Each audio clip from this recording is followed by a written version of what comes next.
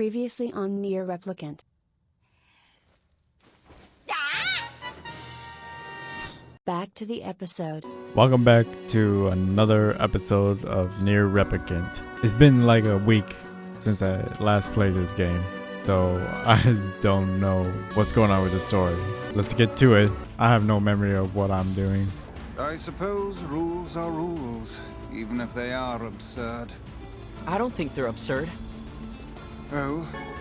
Those rules are important to the masked people. You don't say.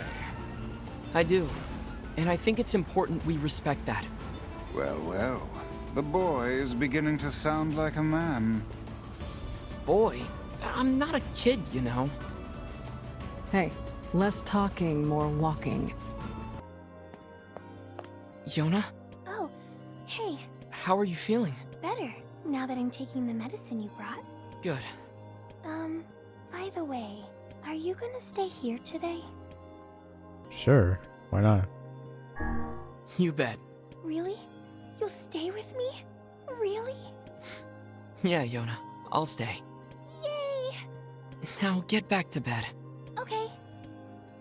I hear a voice. I squint and see a boy standing before me. His hair is silver, his skin is pale, and he stares up at me with hard, glassy eyes. Soon his lips begin to move, but no sounds comes out. What is he saying? I can't hear him. I can't hear him. I can't hear him. I try to leave, but something about the boy holds my gaze. I watch his face, expressionless as his lips slowly flutter. What is he trying to say? Wait, it's a phrase. I can almost make it out. It starts with an S. Then there's an E. I can almost see it now. The letters begin to fall together, one after the other, faster and faster. Sealed verse. It's a sealed verse.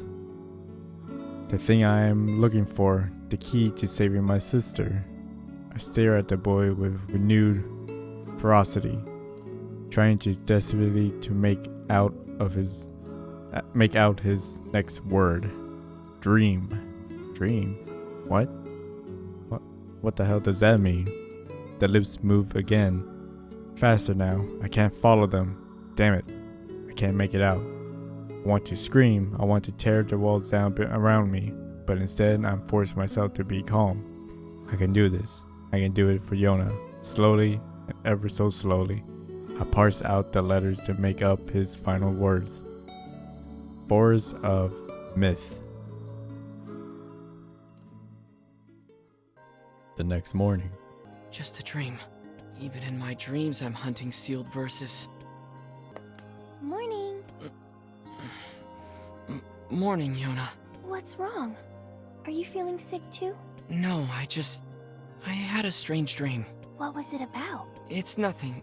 Don't worry about it. 'Cause I had a dream too. Oh yeah? Yeah. Me and this boy were playing a game together. What kind of game? It was called Guess the Words. I think he made it up because I never heard of it before. How did it work? The boy would move his mouth, but no words would come out. Then I had to guess what he was trying to say. It was hard. I wanted to play hide and seek, but we had to play his dumb game instead. So what did he say? I don't know. All I could figure out was dream and forest of myth. But don't worry, I'm gonna study hard so that next time I can figure out everything. We should play a game together sometime too. Sure, Yona. She had the same dream. Something troubling you, lad? It's nothing. Don't worry about it. Come on, I need to go ask Popola something.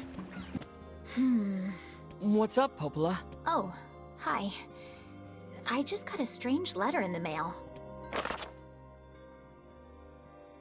That is certainly one bizarre piece of writing. Who's it from? The mayor of a small village in the Forest of Myth. It's a wooded area up north. Ooh, what do you know? The Forest of Myth? They're usually a bright and cheerful group of people. Something like this is very out of character for them. I have a bad feeling about this. I'll check it out. You will? Don't worry about it. I've got business there anyway. Oh, well, all right. Thank you.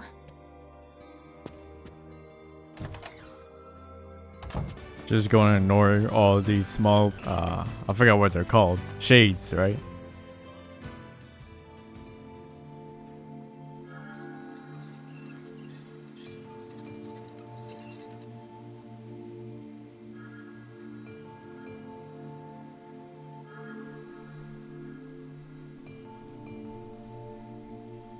It sure is quiet here.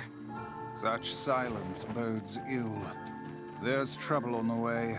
I'm certain of it. You know, a little optimism now and then wouldn't hurt, Vice.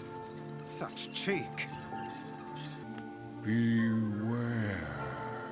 Beware. The words. The words? What do you mean? Contagious words. Those who dream. Those who dream? Hold a moment. There is a strange new sensation in my mind. It is not quizzical. What's going on? Perhaps we should start by asking this man. Who are you? We heard something happened to this village, so we came to see if we could help. If you can speak to me, I must have caught you in my dream. In your dream? In the past week, a mysterious disease called the Death Dream has spread across the forest of myth. Those who caught it were cursed to fall asleep and live forever within the world of their own dreams. The village mayor had determined the Death Dream was spread from person to person by spoken words, but before he could learn more, the disease took him as well. White stares at the mayor, his mouth twitching slightly. Now see here. Are you saying that we have been absorbed into your dream? Well, yes. I think you have. In other words, we've caught the Death Dream? Before the mayor could confirm Barrel's suspicion, Weiss exploded with rage. Ridiculous. Preposterous. Completely unfathomable on every conceivable level. I don't even recall falling asleep. That's just how the death dream works. Though polite, the mayor was clearly trying to brush aside the book's remarks. My remarks are not to be brushed aside, fool.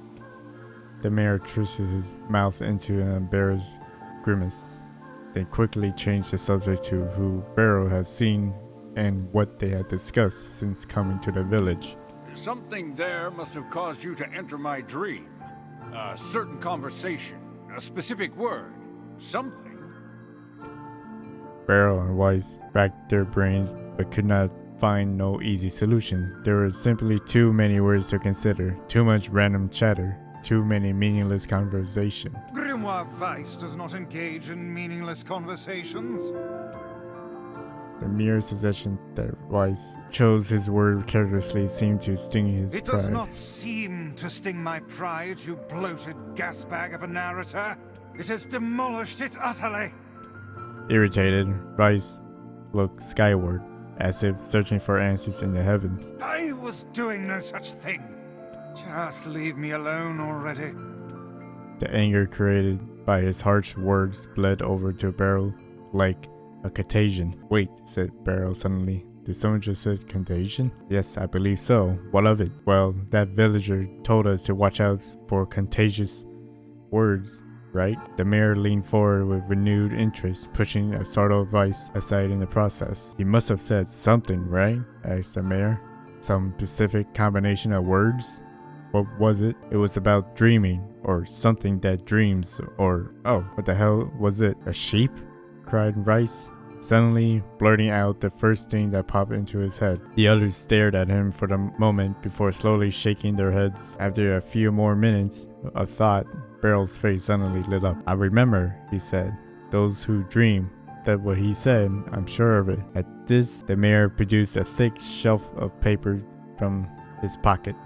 He flipped through them a few times before finally nodding his approval at Barrel. That sounds right, he said, as a stray sheet of paper flooded to the ground. My notes also mentioned something about that.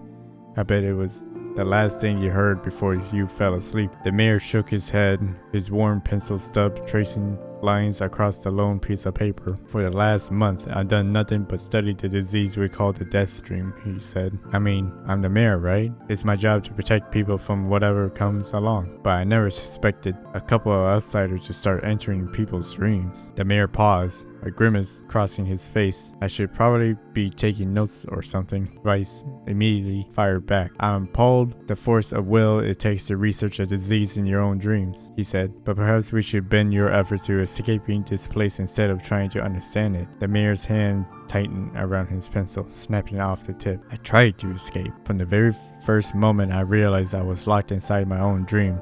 I've been looking for a way out, but I don't think it exists. I mean, this is my dream, right? If there was an exit, I know about it. He paused for a moment, his unfocused eyes staring at nothing. My village was beautiful, he said, to no one in particular, and it was filled with the most wonderful people you could ever hope to meet. But once this disease took hold, things changed. It's like someone took a sponge and soaked all the color out of our lives. I just want us to be whole again. I want us to be free, and I won't stop trying until it happens. Beryl nodded in agreement. Huh? Wait a second. I didn't nod. Look, if we can be of any help, said Beryl, just ask. Now hold on, I did not just said that. Silence, cried Rice. The Grimoire looked at Beryl, to the mayor, and back again, his face filled with confidence. Grimoire Rice's face is always confident. Thank you very much. Now see here, Mayor. You told us that nothing can exist in this dream without your knowing of it, but yet you seem surprised to see us when we first arrived, yes? The mayor slowly raised his head, realization drawing on his face. Oh my god, he said. You're right. You're right. I had no idea you were coming. The human imagination is a limitless engine, said Vice, and dreams are the fuel. If you can imagine an exit, then it must be so. With your permission, we shall search it out. Thank you, said the mayor. I don't know how I can repay you. Payment is not required. We are as eager as you to be done with this place. The mayor suddenly felt as if he could breathe again. He'd almost forgotten what was it like. Good luck, you two, he called at the departing forms of Beryl and Vice. We're all counting on you. As Beryl slowly faded into the misty forest, the mayor was struck with a sense of deja vu. I saw this man once before, he thought. But where? Beryl's mood darkened as he trudged through the forest. Hours earlier, when the beauty of the place was still a new thing, he's been confident as they could get in, find the exit, and be home in time for dinner. But the deeper they went, the more the forest closed in around him. The mist made it difficult to see more than a foot in any direction, and moss-covered rocks seemed determined to twist his ankle. More than once he'd been forced to steady himself on the rough bark of a tree, and his hands now left small trails of blood on everything he touched. Additionally, Vice was proving to be a particularly poor traveling companion. Unhindered by either terrain or physical effort, he spent most of his time urging Beryl to pick up the pace and grumbling about their slow progress. Finally, after Vice muttered something about legless turtles being more adept at navigating the environment, Beryl snapped. Okay, Vice, cram it for a second, will you? Would you? You don't have to walk. Beryl leaned against a tree and tried to stretch the knot on his back. How can this stupid forest be so big? He muttered to himself. The moment the words trembled from his mouth, a cacophony of insects sprang to life. Every imaginable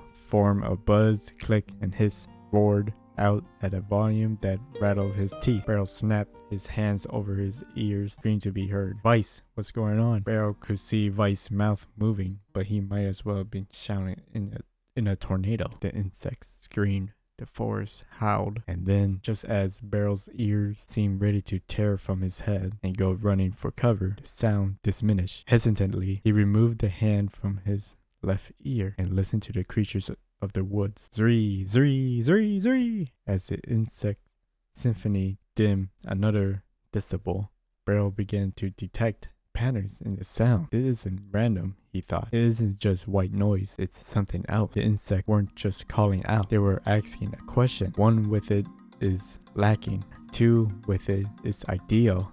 3 with it is dangerous. What is it? By my pages. Is this a riddle? Guess so. I mean, feels sort of forced, but maybe it's the key of getting out of this place. Then I leave it to you to answer. What is it?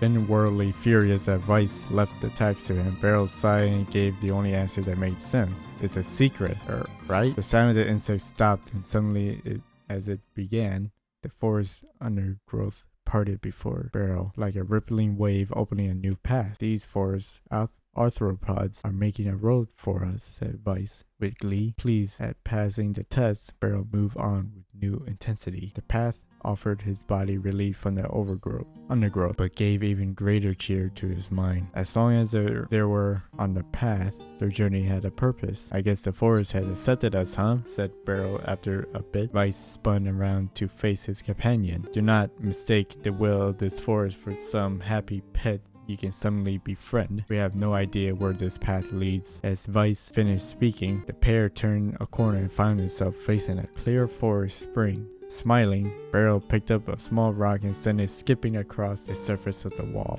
Good heavens, said Vice. His surprise was understandable. Each time the rock struck the surface of the water, a musical note rang out. When the rock finally stopped moving and sank to the bottom of the spring, the ripples it left behind came together to form words. I entered through the window, but break no glass. When night falls, I vanish. What am I? Absurdly easy, barked Vice. Now answer it. Beryl grit his teeth and tried not to reach out and strangle his companion. He's right, after all. This one is pretty easy. I entered through the window, but break no glass. When night falls, I vanish. What am I? The sun. Sunlight. A plume of water suddenly burst from the spring. Sunlight filtered through the trees and reflected off the plume, creating a shimmering rainbow that spanned the entire horizon. In all my years, said Vice softly, I have never seen such a sight. Perhaps I have misunderstood the intention of this place. Hey, look, cried Beryl, awakening Vice from his daze. There's a house or something over there. Glancing in the direction of his friend's extended hand,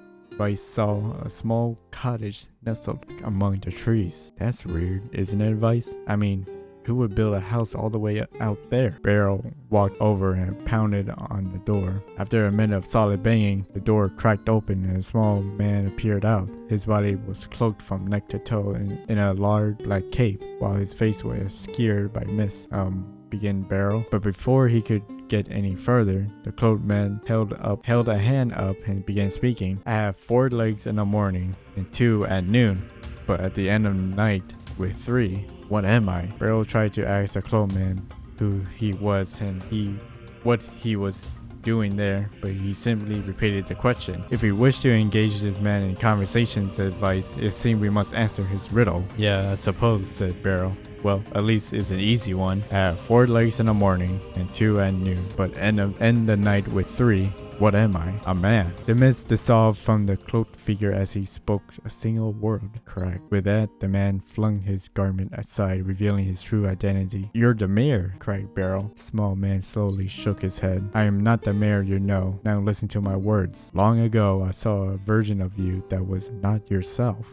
Sorry, what's that mean? It would make sense in time. At present, I simply congratulate you on cracking the seal of the death dream. Now you must go to the person at the forest entrance. With that, the man turned on his heel and slammed the door behind him. As Beryl watched, mist seeped up from the ground and enveloped the cottage, erasing it from existence. When Beryl and Vice returned to the forest entrance, they found the mayor leaning against the tree. As soon as he caught sight of the duo, he sprang to his feet and scrambled over to them. Good gravy, he cried. You made it. You actually made it back. His left hand grabbed Beryl's and pumped it so fiercely it threatened to dislodge from the socket, while his right seized Vice by the cover and swung him through the air. Gah! By the heavens, stop shaking me, fool. We have not even told you if we were successful or not. The mayor smiled broadly, shook his head. I'm just happy you're alive. I didn't think I'd ever see you again. Beryl withdrew himself from the mayor's eager handshake with a slight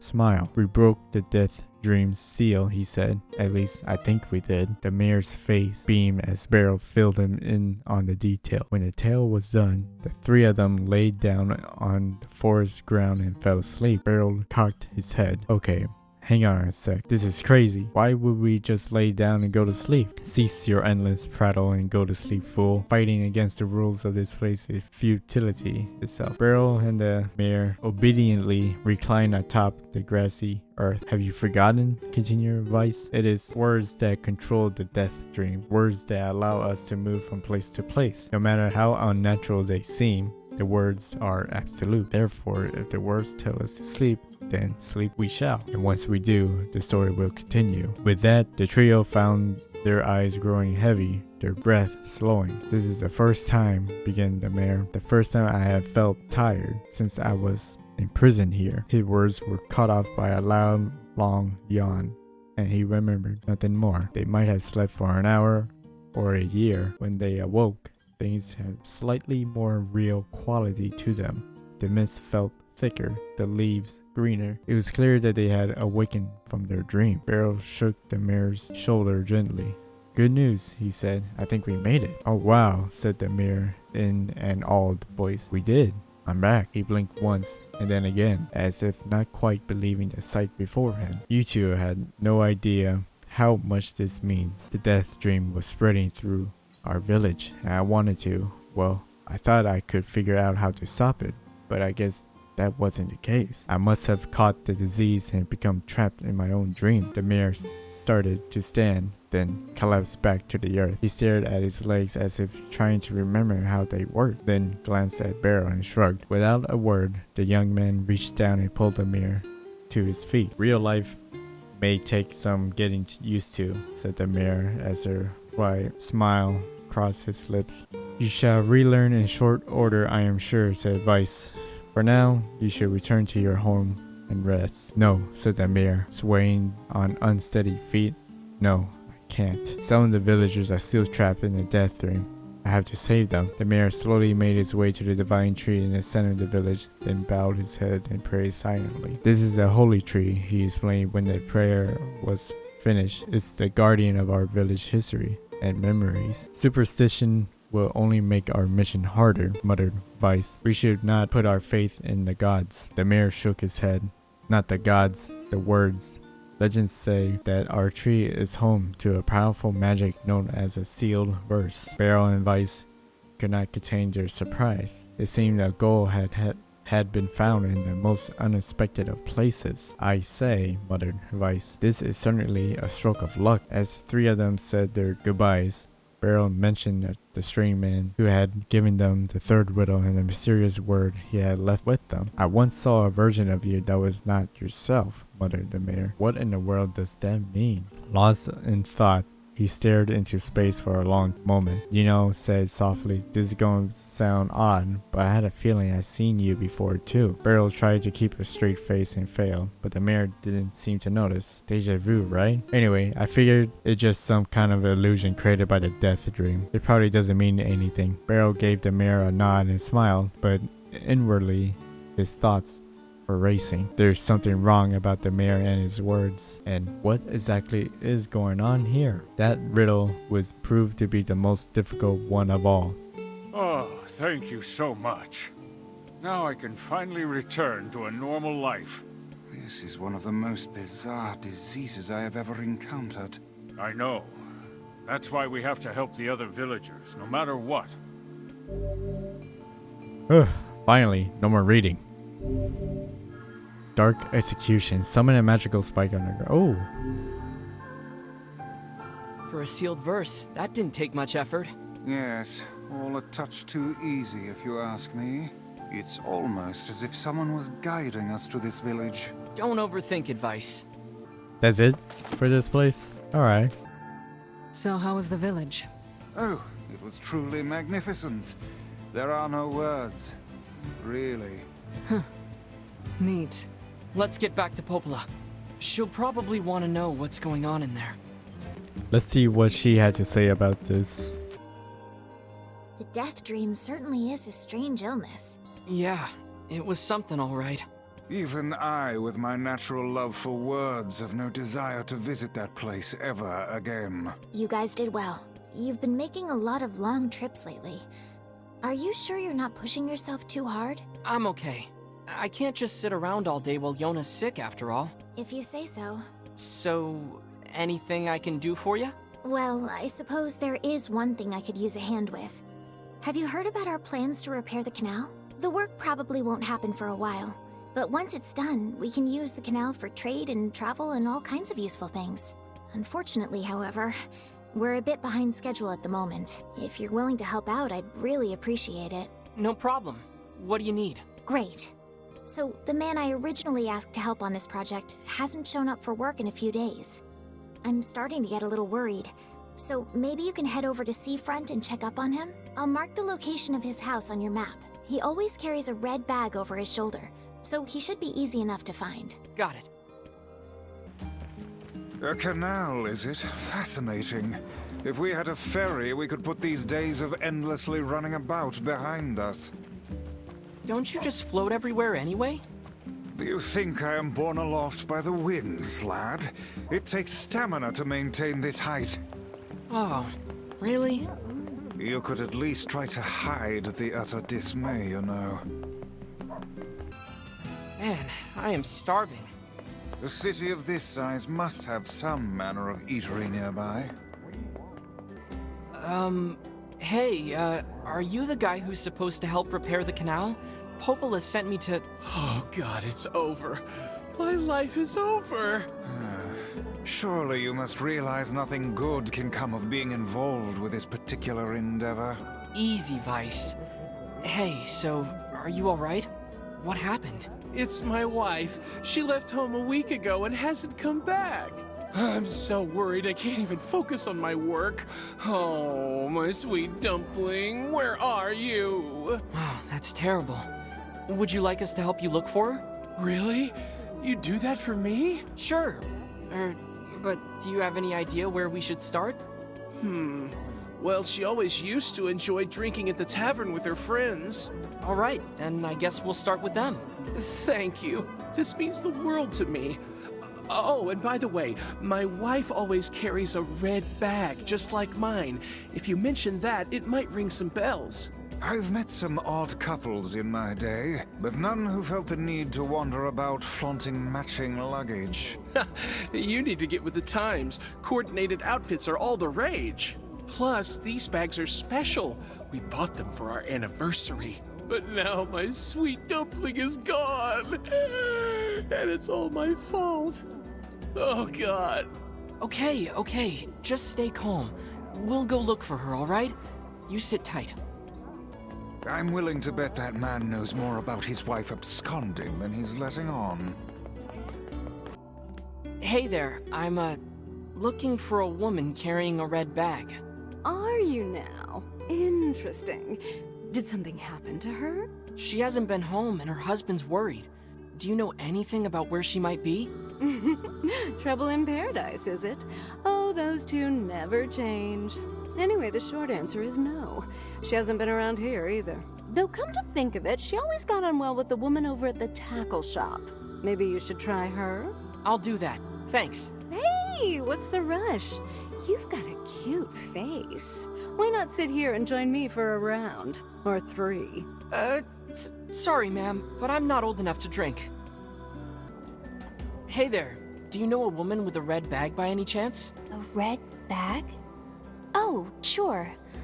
Although now that I think about it, I haven't seen her in a while. Last time she came around, she mentioned something about leaving town. But I figured it was just idle talk. Leaving town, huh? Alright, thanks for your time. If she has truly left this charming hamlet, finding her may prove most difficult indeed.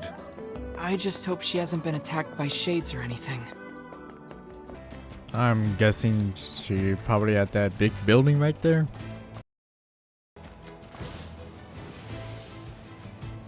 Oh. Something about that shade seems rather odd. A red bag. Hey, look at this. It is identical to the red satchel carried by the man who sent us on this mad quest. Perhaps it belongs to his spouse. Oh no. Do you think the shades got her? I fear it likely, lad. I sense no other activity in the immediate vicinity. We were too late. Well, this is terrible. What are we Ooh. supposed to say? However difficult it may be, we've no choice but to tell the man the truth. Hey, did you find my sweet dumpling? We didn't, but we got this off a shade. Oh no. This is hers. So our fears were correct. Oh God. How could this happen to her? And this is all my fault. Why is this all his fault? If I may, my good man, why did your wife leave home in the first place? It's because I... I think we should give him some time to himself, Vice. Honey, I'm home. Good heavens, you're a wreck. What's wrong? Dumpling, you're not dead. What in the world are you talking about? Oh, you found my bag. Thank you so much. I can't believe I went and dropped it like that. Oh, this is such a relief. Okay, seriously. What's going on? 5 minutes later. I see. So, you found a shade with my bag and assumed I'd been attacked and killed? I'm just glad you're safe, Dumpling, but I'm also so sorry. This is all my fault. Oh, if I didn't eat that apple you were saving. Oh, God, I'm such an idiot! Listen, I promise I'll never eat anything of yours again. You just promise never to run away from home again, okay? Run away? Have you lost your mind? I just went to visit my parents. Huh? I told you about this. Going to see my family, gone for a week. Remember? Ugh, are you serious right now? Why don't you ever listen to me?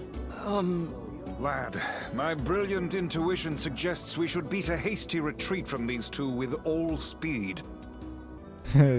Stick around. I can't believe you didn't listen to me, and you ate my apple. Ugh, you are the absolute worst. What? Oh, like you're some perfect angel. You didn't even care enough about our anniversary to hang on to your bag. You, kid, I'm right about this, yeah? If anyone's wrong here, it's my wife, right? Wait, you're asking me? Wait, what? Well, an anniversary gift is an important thing. You probably should have taken better care of it. Oh, so I'm the bad guy now, hmm? Is this fun for you two? Do you like ganging up on a poor innocent woman? Ooh, you disgust me. What? No, that's not what I meant. Besides, it's pretty rich to come after me for an apple when you threw away my entire stamp collection. Ha! You're damn right I did, and I'd do it again. You are nothing but a hoarding slob. You there! My husband's in the wrong here, isn't he? Pardon, but madam, Oh my god, serious? Sure, both of them. Oh, enough. The both of you are at fault. Now apologize to one another and end this ridiculous display. Big talk for a floating magazine. I see you finally agree on something. An hour later. Do you not even understand how frustrating this is, you colossal oaf? This is exactly what I hate about you. Fine, hate me. I'll still sleep like a baby knowing I'm not an unreasonable hag like you. Vice, what do I do? You turn on your heel and walk away as fast as your legs can carry you, my good lad. That's it. I have had enough. Instead of belittling me, why don't you get a proper job? Everyone in the neighborhood treats me like dirt, and it's all because of my unemployed slob of a husband. Actually, I have a job now. Wait, you what? You're kidding. Why didn't you tell me? That's great. Well, I sort of wanted it to be a surprise. Oh, you big silly Billy. Well, this calls for a celebration. Come on, I'm going to bake you a nice apple pie. I have no idea what just transpired, but it has utterly exhausted me. Well, looks like they made up, so all's well that ends well? In the course of all that madness, I have forgotten why we even came here in the first place. Oh, heck, the canal! We need to ask him about the canal. I can't thank you enough for all your help. Sure, but listen, we need to talk to you about the canal. Oh, right! That's why you came here in the first place, huh? Well, now that my love life is rolling in clover again, I'd be more than happy to get going on the canal work. Heavens, that was exhausting. Tell me about it. Anyway, let's go give Popola an update. And this is where I'm gonna end the episode at. If you guys enjoyed the video, leave a like and comment, subscribe while you're at it, and I'll see you guys next time.